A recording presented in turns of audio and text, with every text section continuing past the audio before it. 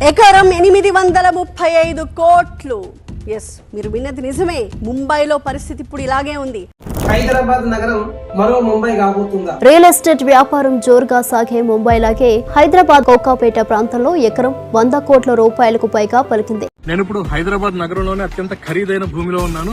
ఖరీదంటే అలా ఇలా కాదు, నేను నుంచున్న ఈ ప్రదేశం అక్షరాల 1 ఎకరం 177 కోట్ల రూపాయలకి ప్రభుత్వమే స్వయంగా అమ్మింది. ముంబైలో సామాన్యుడు ప్లాట్ కొనాలంటే కలలో కూడా కొనే పరిస్థితి లేదు. మొన్న కోకాపేటలో 100 కోట్ల ఎకరం.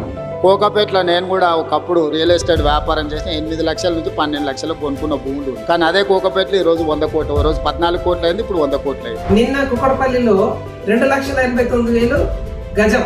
ఈ రోజు కుక్కడపల్లిలో 70 కోట్ల ఎకరం. హైదరాబాద్ కుకట్పల్లి హౌసింగ్ బోర్డు లో ఎకరం భూమి 70 కోట్లు పలికింది.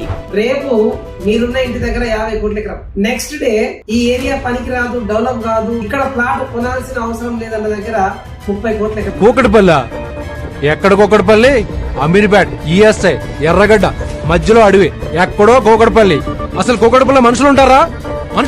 కూకట్పల్లిలో డెవలప్మెంట్ ఎవరి కోసం ఆగదు. భూమి ఎప్పటికప్పుడు పెరుగుతూనే ఉంటుంది కనుక తరుగుదల ఉండదు.